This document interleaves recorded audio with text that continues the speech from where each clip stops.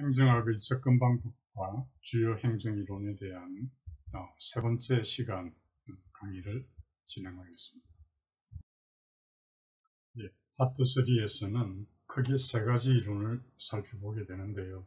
신공공관리, 우리가 MPM이라고 부르는 신공공관리 설명에 이어서 뉴 거버넌스론, 그리고 마지막으로 신공공 서비스론, 이 세 가지 이론에 대해서 설명을 드리겠습니다. 먼저 신공공관리론입니다. 교재 57페이지가 되죠. 신공공관리의 특성입니다. 거기 보면 제일 첫 번째 줄을 한번 보죠. 신공공관리, MPM이라고 합니다. New Public Management. 신공공관리의 가장 중요한 특성은 시장 원리와 민간 부문의 경영 기법을 도입해서 보다 효율적이고 국민의 요구에 더 잘 대응할 수 있도록 한다. 이렇게 되어 있거든요. 이것을 조금 더 설명을 드리면 두 가지를 도입하는 거예요. 시장 원리 도입하는 거고 또 민간의 경영 기법을 도입하는 겁니다. 그렇게 도입을 해서 보다 효율적이고 국민의 요구에 더 잘 대응할 수 있도록, 대응성을 높인다는 거죠. 대응할 수 있도록 기존의 정부 관료제 관리 방식을 개혁하려고 한다. 이게 이제 신공공관리의 가장 큰 특징이 되겠습니다. 그래서 신공공관리는 그 다음 줄에 나오죠. 별표 2개 하시고 밑줄입니다. 신공공관리는 부터 그 밑에 줄에 두드러진다까지요. 밑줄을 그으시고 특히 경쟁, 성과, 고객 표시를 합니다. 그래서 신공공관리는 경쟁, 성과, 고객을 강조한다. 이렇게 되어 있는데요. 그 내용을 좀 설명을 드리면 첫 번째 그 경쟁이라고 되어 있는 부분은 무슨 뜻인가 하면 경쟁이 있어야 효율이 있다. 경쟁이 있어야 효율이 있다. 예를 들어서 어떤 계약을 하게 될 경우에 정부 부문이 있고 민간 부문이 있으면 서로 경쟁을 하는 거예요. 그 하는 방식이 시장성 테스트 같은 것이 있습니다. 시장성 테스트를 통해서 뭘 하느냐 하면 이 사업을 정부가 직접 수행해야 하는가, 수행을 해야 하는가, 그렇지 않으면 정부 말고 다른 조직이 할 수도 있는가, 예를 들면 공기업으로 해서 수행할 수도 있는가, 이런 식의 어떤 질문을 던지는 것이 시장성 테스트가 되는 거예요. 그래서 경쟁이 있어야 효율이 있다. 이게 이제 첫 번째 특징이고요. 두 번째는 성과를 강조합니다. 그래서 성과 중심의 관리다. 이렇게 볼 수 있는데요. 기존의 통제 중심의 관리를 이제 벗어나자는 거예요. 성과를 얼마나 내는가. 이게 여기에 이제 치중하는 건데요. 그래서 어떤 성과를 달성하는 과정에 있어서는 많은 재량을 줍니다. 다만 결과에 대해서는 엄격한 책임을 묻는 그런 방식이 되는 것이죠. 그래서 이 방식에서는 인센티브 제도를 도입하게 되는 거예요. 이 인센티브를 왜 도입하는가 하면 성과의 향상이 있어야 되지 않습니까? 그렇기 때문에 결과에 대해서는 인센티브 제도를 도입을 할 필요성이 있는 것이죠. 세 번째가 고객을 강조한다. 이건 고객에 대한 대응성을 높여라 하는 이야기입니다. 그러니까 고객의 어떤 고객이라고 하는 그 개념을 행정에다가 적용하는 거예요. 그걸 통해서 공공부문의 책임성을 더 강화시킨다. 그래서 한 예를 들면은 바우처 제도를 들 수 있습니다. 바우처 제도라고 하는 것은 어떤 서비스를 정부가 직접 제공하는 것이 아니라 소비자가 선택할 수 있는, 그래서 어떤 유아, 어린이집 교육 받을 수 있는 것, 이런 것을 그냥 제공하는 것이 아니고 어떤 사용권을 갖다가 그 소비자한테 주고 그 소비자가 선택할 수 있는 그 바우처 제도, 이런 것이 고객에 대한 어떤 대응성을 높여라에 해당이 되겠습니다. 자, 교재 다시 보면요. 제가 설명드린 내용입니다. 자, 네 번째 줄에 경쟁이 있어야 효율성이 있다며 성과를 달성하는 과정에 재량을 부여하되 결과에 대해서는 책임을 묻는다. 이렇게 봅니다. 이어서 신공공관리론에서는 밑에서 다섯 번째 줄입니다. 새로운 정부 모형을 기업가적 정부다. 이렇게 규정을 하는데요. 기업가적 정부는 우리가 오스본과 게블러가 제시하는 10개의 그 정부 개혁으로 이해를 하고 있는데, 그래서 이 10가지를 일일이 다 기억할 수는 없겠지만, 그러나 한 번쯤은 한번 보셔야 되는 그런 주제다. 이렇게 봅니다. 자, 10가지 그 정부 개혁 내용이 어떤 건가? 제가 한번 10가지를 다 한번 설명드리겠습니다. 그 중에서 중요한 거는 꼭 기억을 해야 되겠죠. 첫 번째가 촉매적 정부입니다. 촉매적 정부라고 하는 것은 우선 10가지를 먼저 한번 제가 읽어드릴게요. 촉매적 정부. 두 번째가 지역사회 소유 정부. 세 번째가 경쟁적 정부. 네 번째 임무 위주 정부. 다섯 번째 결과 지향 정부. 그 다음에 고객 위주 정부. 그 다음 기업가적 정부. 그리고 예견적 정부. 그 다음에 분권적 정부. 마지막 시장 지향적 정부. 이렇게 10가지거든요. 그래서 10가지를 다 모두 기억하기는 좀 힘들겠지만 이런 게 있구나 하는 것은 알아둘 필요가 있겠습니다. 우선 촉매적 정부라고 하는 것은 뭐냐면 노젓기보다는 방향 잡기를 하라. 방향 잡기가 스티어링입니다. S-T-E-E-R-I-N-G. 그게 촉매적 정부고요. 지역사회 소유 정부라고 하는 건 뭐냐면 지역사회에 권한을 부여해 주라. 다시 말하면 지역 주민하고 지역 공동체 이런 것들을 서비스의 공급 주체로 참여시켜라. 이런 내용이 그 권한을 부여하라 이 말입니다. 세 번째가 경쟁적 정부. 그러니까 이것은 서비스 제공에 경쟁을 도입하라는 거고요. 네 번째가 임무 위주 정부입니다. 이거는 권한 부여를 통한 임무에 초점을 맞추는 거고요. 결과 지향 정부. 그래서 이거는 투입이 중요한 게 아니고 투입이 아닌 성과하고 연계한 예산 분배를 이야기하는 거고요. 그다음 고객 위주 정부는 관료제가 아닌 고객의 요구를 충족시켜라는 거고요. 기업가적 정부는 수익 창출입니다. 그 수익 창출로서 어떤 탈규제 정부를 지향하라 이 말이고요. 그럼 예견적 정부는 사후에 수습하는 사후에 문제를 해결하는 것이 아니고 사전에 예방하라는 거고요. 그다음 분권적 정부라고 하는 것은 위계 조직에서 팀워크로 권한을 분산하라는 거고요. 마지막 시장 지향적 정부라는 것은 시장 중심의 경쟁 원리 도입입니다. 그래서 10가지를 설명드렸는데 여러분 이런 게 있구나 하는 한 분 정도 보시면 되고요. 제가 이 중에서 중요하다 생각한 걸 소개드리면 첫 번째 촉매적 정부는 기억하셔야 되고요. 그 다음에 다섯 번째 결과 지향 정부 기억하셔야 되고요. 그 다음에 예견적 정부. 예견적 정부가 중요합니다. 이것은 사후의 문제 해결이 아닌 사전 예방이다. 마지막으로 분권적 조직 정부. 위계 조직에서 팀워크로 권한이 분산됩니다. 그래서 이런 10대 원리, 이게 오스본과 게블러의 설명이 되겠습니다. 자, 다시 돌아왔어요. 그래서 그 57페이지 밑에 부분은 이제 그 10가지 내용에 대한 간단한 소개가 거기 있습니다.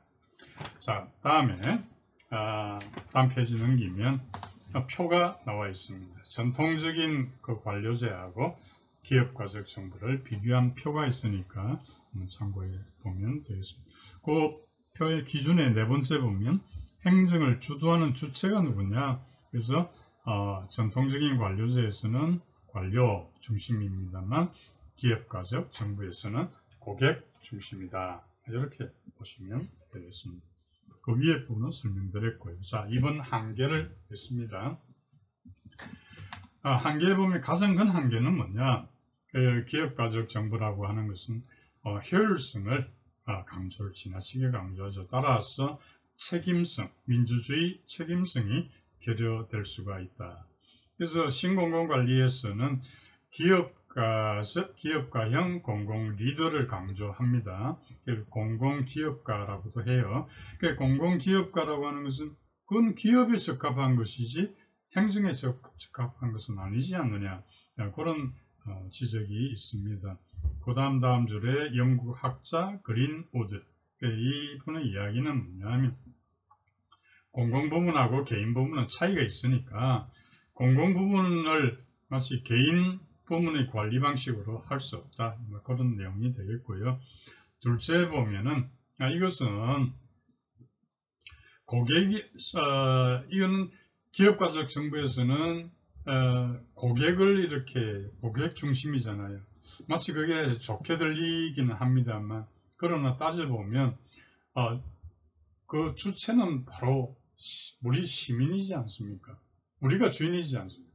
우리가 일반 사람들이 우리 사회의 소유주지 않습니까? 그런데 우리들을 고객으로 인정한다는 게 마치 좋게 대하는 것처럼 생각한다는 그런 걸 비판하고 있는 것이죠. 그래서 신공공관리는 시민들을 단순히 고객으로 격화시킨다 이렇게 비판을 하고 있습니다. 진정한 우리 사회의 소유주가 누구냐? 그걸 잊고 있다 이렇게 보는 것이죠. 그래서 이제 조금 밑으로 내려가서 밑에서 세 번째 줄입니다.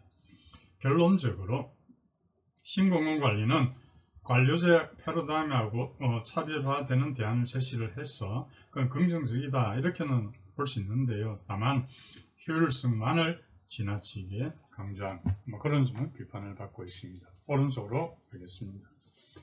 3번에 보면 신공공관리에 대한 도전입니다. 대표적인 게 블랙스버그 선언입니다. 그래서 블랙스버그 선언은 뭐냐면 간단히 이야기하면 관료제를 너무 탓하지 마라. 관료제를 너무 탓하지 마라. 관료제도 일을 잘 하고 있다. 이런 내용이 되는 거예요. 블랙스버그 선언이 왜 나오게 됐는가 하면 그 배경, 가장 큰 배경은 레이건 대통령이 있습니다. 레이건 대통령이, 미국의 레이건 대통령이 그 당시 어떤 그 발언을 했는가 하면 레이건 대통령이 이 관료제에 대해서 정부라고 하는 것이 바로 정부가 어떤 사회 문제 해결이 아니고 정부 자체가 어떤 사회 문제가 될 수 있다. 이렇게 좀 비판을 했던 거예요. 이게 바로 뭐냐면 대통령이 가지고 있던 반관료적 성격을 잘 나타내는 것이다. 여기에 대해서 이제 반박이 생겨났던 것이죠. 자, 읽어보겠습니다.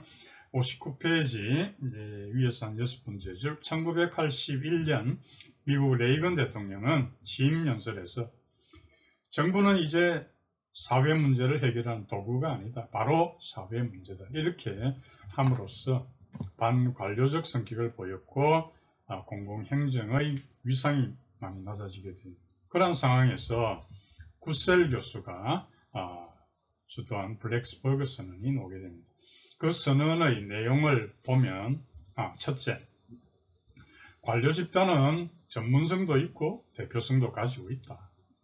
그래서 그리고 이 사람들은 관료들은 귀중한 또 노하우도 가지고 있다.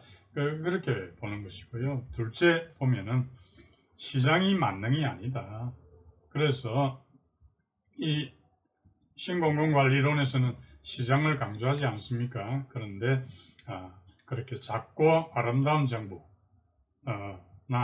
혹은 작지만 효율적인 정부 이런 것들을 반대하고 있다. 이렇게 볼 수 있습니다. 그래서 신공공관리에 대한 설명이 있고요. 이 신공공관리에 또 하나 생각할 수 있는 것은 탈신공공관리입니다. 그러니까 신공공관리 여러 가지 폐단이 이제 드러났잖아요. 그래서 생겨난 것이 탈신공공관리. 그래서 포스트 MPM 이렇게 부릅니다. 포스트 MPM. 그래서 탈신공공관리에 대해서 언급을 해드리면요. 이렇게 여러분 이해를 하시면 됩니다. 신공공관리의 가장 큰 가치, 주요한 가치는 두 가지가 있습니다. 하나가 뭔가 하면 규제 완화입니다. 규제 완화. 그리고 또 하나는 시장 지향주의다. 이 두 가지가 가장 큰 핵심이다. 이렇게 볼 수 있고요. 그런데 이게 2007년도에 이제 미국에서 금융위기가 발생하게 됩니다. 그때 금융위기 내용을 간단히 소개해드리면, 여러분 그 주택을 맡기고 대출받는 게 이제 주택담보대출이 되는 건데요. 미국의 그 당시에 불량한 그런 주택담보대출, 이게 이제 많은 그 병폐를 낳게 됩니다. 그 불량한 주택담보대출에서 여러 금융권, 증권가의 파생상품으로 연결이 되고요. 그게 미국을 넘어서서 전 세계적으로 금융위기를 초래했던 것이 2007년, 2008년도의 금융위기입니다. 그렇게 되자 그 이유가 뭔가? 그 이유가 바로 신공공관리에도 있다, 이렇게 본 거예요. 왜냐하면 제가 방금 이야기한 대로 신공공관리가 두 가지 주요한 가치가 있다 그랬잖아요. 규제 완화, 시장 지향주의라고 그랬잖아요. 그 규제 완화가 있었기 때문에 제대로 대처를 못했다, 이렇게 봤던 거예요. 그래서 포스트 신공공관리, 포스트 MPM에서는 뭐냐 하면은 규제를 좀 할 거는 해야 된다 해서 재규제를 강조하게 됩니다. 그 다음에 이제 조직 구조의 어떤 개혁이 있어서 신공공관리는 탈관료제를 이야기했고, 또 분권화를 이야기했고요. 또 행정의 분절화를 이야기했습니다. 그게 왜냐하면 탈관료제는 많은 내용이고 분권화도 그런데, 행정의 분절화라고 하는 건 뭐냐면 기능 중에 결정과 집행이 있지 않습니까? 그러면 결정하고 집행을 구분해가지고, 결정은 행정에서 하되 집행은 민간에 위탁한다든지 이런 민영화를 한다든지 이런 방식을 하자는 거예요. 여기에 대해서 포스트 신공공관리는 뭐냐 하면은 분권화를 반대하는 거죠. 재집권화를 강조합니다. 재집권화. 다시 말하면 이제 분권할 거는 해야 되지만 또 집권할 거는 집권해야 됩니다. 분권과 집권의 조화를 강조해요. 그래서 재집권화를 강조하게 돼요. 그리고요, 분절화를 축소하게 됩니다. 아까 제가 결정하고 집행으로 나누어서 집행은 이제 민간에 주고 뭐 이런 식으로 분절했는데, 그 분절화도 축소해야 된다. 이걸 가리켜 총체적 정부다, 이렇게도 이야기를 합니다. 그 다음에 이제 조직의 관리에 있어서 보면 이 신공공관리는 민간의 기법을 도입한다, 이걸 중시했는데요. 포스트 MPM에서는 어떤 책임성을 강조하고 있습니다. 공공이 가지는 어떤 책임성을 강조하는 이런 차이를 가지고 있습니다. 그래서 그런 설명을 드리고 탈신공공관리 포스트 MPM의 내용도 그렇게 기억을 하시면 되겠습니다. 자, 교재 59페이지에 이어서 이제 뉴 거버넌스론으로 넘어가겠습니다. 자, 그 신공공관리에 한 가지만 추가하고 넘어가죠. 그 오스본과 플라스틱의 OC 전략이 있는데, OC가 뭔가요? 요거만 기억하면 되겠습니다. 그래서 여러분 보시면 Core, Consequence, Custom, Control, Culture, 요 OC 전략이다 해서 여러분들이 요 영어 5가지 있지 않습니까? 요 스펠도 다 기억하시고요. 그 다음에 앞에 핵심 전략, 핵자의 동그라미, 그 다음에 결과, 결, 그 다음에 고객의 통제, 문의 문 해서 핵결, 고통, 문, 이렇게 꼭 기억을 하시기 바랍니다. 그래서 실제 출제됐던 것이 통제 전략 이런 게 이제 그 내용에 대한 질문이 나오고 했죠. 자, 핵심 전략은 목표를 명확히 한다는 거, 결과 전략은 성과 관리, 고객 전략은 고객 만족, 통제 전략은 지역사회에 대한 권한부여, 문화 전략은 사고 변화. 이렇게 5가지 Core, Consequence, Custom, Control, Culture 이 5가지를 기억하면 되겠습니다. 59페이지입니다. 2번 New Governance 론이 되겠습니다. 개념부터 보면요. From Government to Governance, 그 정부에서, 통치에서 Governance로 이런 내용이 잘 나타내고 있습니다. 그래서 세 번째 줄 봅니다. 이러한 행정의 개념은 Governance로서의 행정을 의미를 하고요. Governance가 등장한 그 배경은 공공 문제를 해결하는데 정부도 실패, 정부 실패를 이야기하는 거죠. 시장도 실패, 시장 실패. 그 정부 실패와 시장 실패를 극복할 수 있는 방안으로서 New Governance가 제기되었다. 이렇게 이해하면 되겠습니다. 다음 페이지 보겠습니다.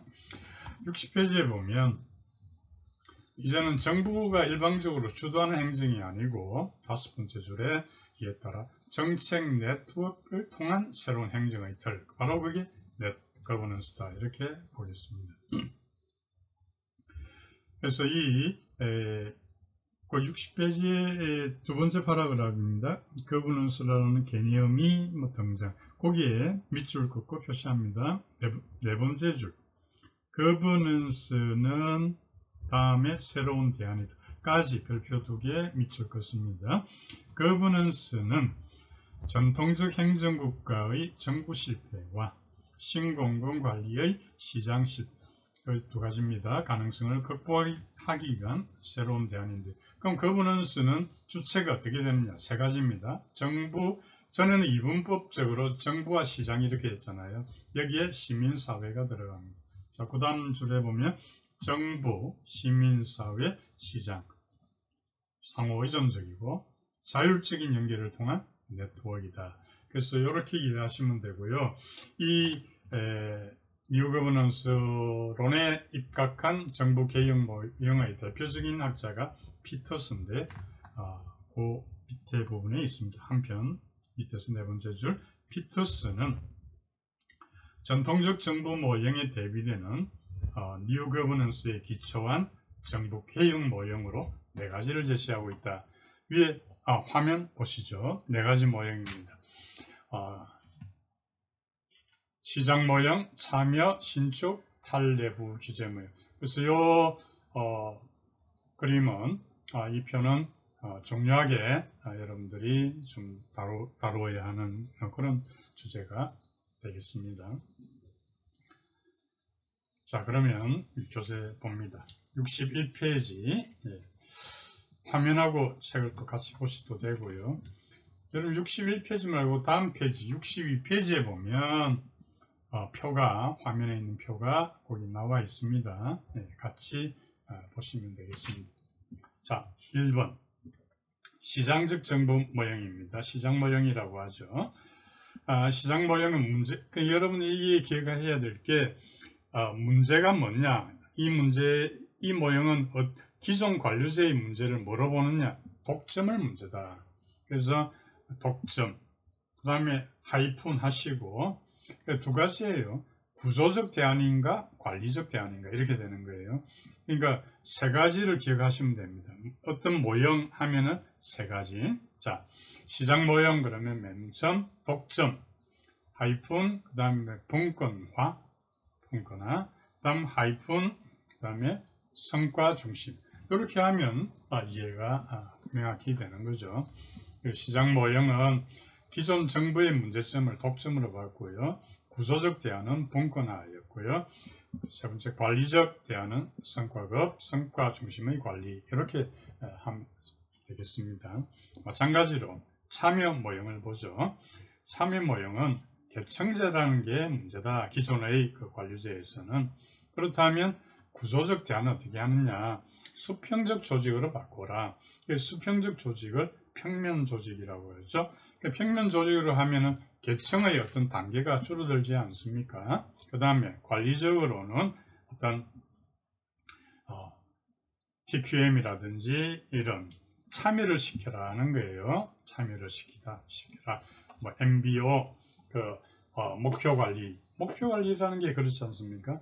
하급자들도 참여를 시켜서 상급자와 하급자가 같이 목표 설정을 서로 합의하는 그런 과정이 있는 거예요. 그 다음에 그래서 참여는 이렇게 하면 되죠. 개청제 하이픈 수평적 조직 하이픈 다음에 TQM MBO 이렇게 하면 되겠습니다. 다음 신축 모형입니다. 기존 관료제의 문제는 영속성이다. 한번 만들어진 조직이 쉽게 없어지지 않으려고 한다. 영속성이고요. 그래서 구조적 대안은 가상조직이다.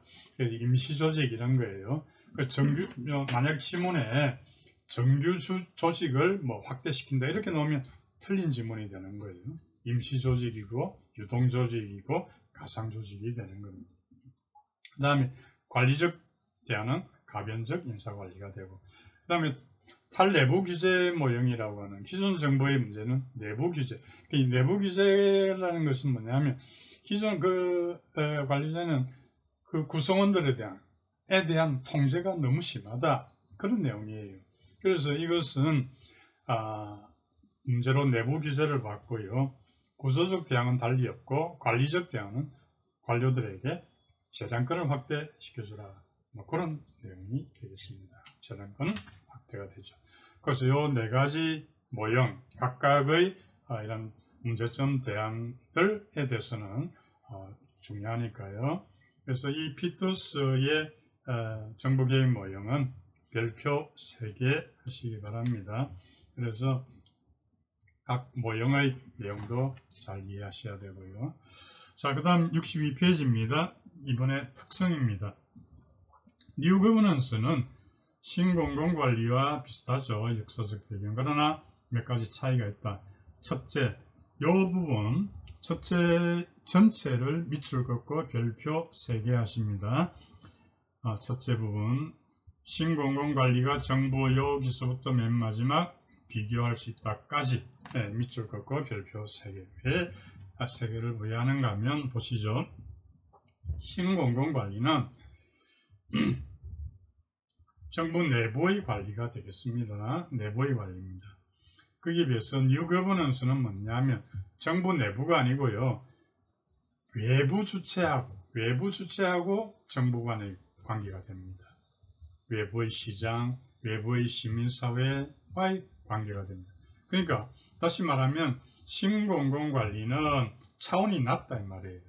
정부 내부만 다루니까. 그래서 행정개혁의 차원이라고 한다면 New Governance는 뭐예요? 외부 주체하고의 관계도 다루게 되겠죠. 따라서 폭넓죠. 즉 정부 개혁의 차원이다. 차원이 높다. 이런 차이를 가지고 있습니다. 자, 이제 두 번째 차이는 뭐냐면 이 두 가지 다 방향 잡기 역할을 중시합니다. 그래서 혹시 지문에 신공공관리는 노젓기, New Governance는 방향 잡기 중시한다. 이렇게 지문이 나올 수도 있거든요. 실제로 나오고요. 다 틀린 지문입니다. 신공공관리하고 New Governance 둘 다 노젓기보다는 노젓기라는 게 서비스의 제공이에요. 노젓기보다는 정부의 방향 잡기를 중시한다.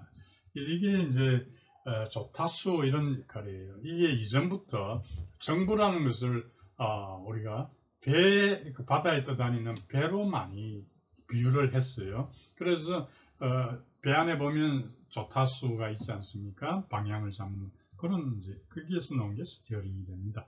어쨌든 둘 다 방향 잡기를 중시를 하지만은 신공공관리는 방향 잡기의 중심에 정부를 놓습니다. 이에 비해서 New Governance는 평등하니까요, 네트워크이니까요. 그래서 서로 협동적인 그런 수평적인 구조다. 이렇게 차이를 가지고 있습니다. 3분의 1개 들어가겠습니다. 아직도 Governance는 두 번째 줄에 하나의 생성적인 개념이다. 아주 초기 형태다. 이렇게 볼 수 있고요. 오른쪽에 보시면 New Governance가 어떤 신공공관리의 효율성 차원보다 상위인 책임성, 민주적 책임성을 강조합니다. 이렇게 했지만은 그는 서로 합의가 그 당사자들 간의 합의가 잘 안 된다면은 실질적인 어떤 책임성이 확보되지 않지 않겠습니까? 그런 점을 지적을 하고 있습니다. 그래서 이제 정리를 하면 피터스의 정부개혁 모형을 대표로 하는 뉴 거버넌스는 뭐 한계를 가지고 있다. 서비스 공동생산, 그래서 공동생산, 공동공급 이런 것이 뉴 거버넌스의 특징이 되겠는데요. 서비스 공동생산, 예를 든다면 어떤 지역사회의 뭐 질서 유지, 치안 유지 이럴 때 경찰이 국가경찰만 역할을 하는 게 아니고 거기에 지역사회의 여러 단체들, 시민단체들이 같이 이렇게 자율 방범대를 결성해서 경찰과 같이 이렇게 치안 질서 유지에 협조하는 이런 게 다 서비스의 공동생산, 공동공급이 되는 건데요. 그렇게 될 때 자칫 그 책임 소재가 불분명할 수가 있다 이렇게 볼 수 있고요. 또 공공서비스 공급이 이제 분절화로 인해서 정부 부분, 민간 부분 이렇게 나누어지게 되니까 주체들 간의 어떤 조정이 어려울 소지도 있다.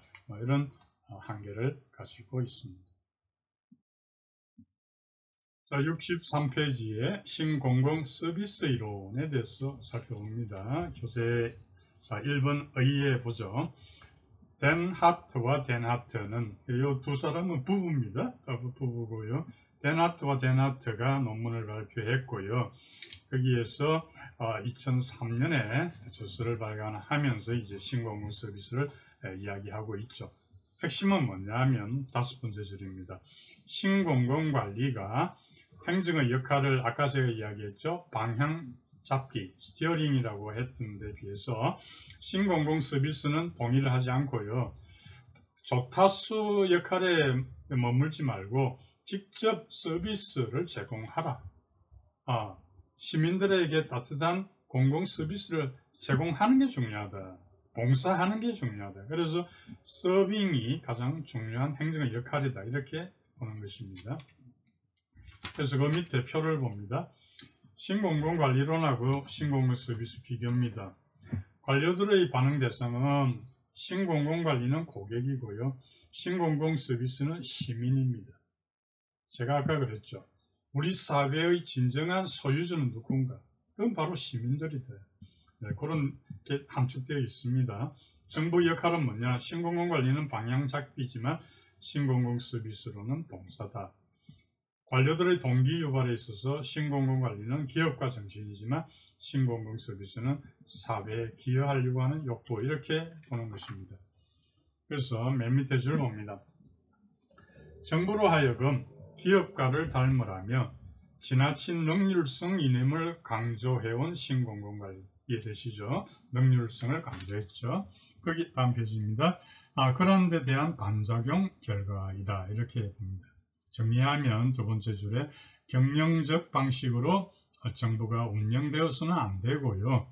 관료와 시민들의 참여와 민주적인 방식에 의해서 운영되어야 합니다. 그래서 이 데나트 부부의 그 내용은 이번의 내용에 보면 7가지 원칙을 제시하고 있습니다. 자, 하나씩 보겠습니다. 7가지도 일일이 다 기억은 하기는 그렇습니다만 이런 7가지가 있구나 하는 한 번 정도는 보실 필요가 있다. 중요한 거는 또 제가 말씀드리겠습니다. 1번에 보면 고객이 아닌 시민이다. 이제 시민이야말로 주인이다. 이런 내용이 됩니다. 고객으로 격화시키지 마라 이 말입니다. 두 번째가 공익의 추구입니다. 신공공관리라고 하는 것은 공익을 고려하지 않습니다. 그런데 이 신공공 서비스론에서는 공익을 중시하는 거예요. 이렇게 봅니다. 공익은 부산물이 아니다. 하나의 목표다. 이렇게 봤던 것이죠. 신공공 서비스론에서는. 세 번째 봅니다. 시민의식을 강조합니다. 기업가적 정신이 중요한 게 아니고요. 거버넌스 사회에서는 시민 어떤 의식, 이런 게 중요하다고 본 거예요. 네 번째가 전략적인 사고와 민주적인 행동. 이 말은 뭐냐면 전략적으로 사고하고 민주적으로 행동하라. 이 내용이 되는 것입니다. 그래서 오른쪽에 넘어가겠습니다. 그래서 맨 밑줄에 보면 신공공 서비스로는 시민 참여, 공동체 사회 구축 이런 게 중요하다. 그렇게 봅니다. 공동체 사회는 서로 신뢰를 해야 되니까요. 다섯 번째, 책임성이 아주 단순하지 않다. 다원적이다.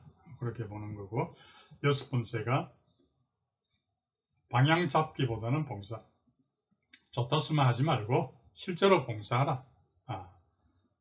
따뜻한 차 한 잔을 제공하라. 이 내용이 되는 거고요. 7번에 생산성보다는 사람에게 가치를 부여하라. 이 말은 두 번째 줄에 장기적으로 볼 때 인간 가치에 대한 관심이 부족하면 제 기능 발휘하지 못한다. 이 말은 뭐냐면 단순한 어떤 생산성을 중시할 게 아니고 사람의 가치를 받아들여라. 그 내용이 되겠습니다. 자, 7가지인데요. 중요한 거는 4번 전략적인 사고와 민주적인 행동. 그 다음에 6번 방향 잡기보다는 봉사. 꼭 기억을 해야 되겠습니다. 3번의 평가에 들어가겠습니다. 신공공 서비스로는 하나의 규범적인 모형이다. 이렇게 보는 것이죠. 그래서 시민적인 담론, 서로 간의 어떤 상호 간의 의사소통을 중시하는 거예요. 시민적 담론하고 공익을 기반으로 하는 어떤 행정을 중시하는 겁니다. 그래서 비판을 가하기를 신공공서비스가 비판을 가하기를 신공공관리로는 우리 사회의 진정한 소유주가 누구인지를 잊고 있다. 이런 비판을 하면서 이런 신공공서비스를 이야기하고 있습니다. 그러나 신공공서비스도 너무 행정의 규범성을 지나치게 강조했다. 그런 점에서 비판을 받고 있습니다. 이번 시간에는 신공공관리론 그리고 탈신공공관리론 NPM 그리고 포스트 NPM 그리고 뉴 거버넌스론 신공공 서비스 이론에 대한 설명을 해드렸습니다.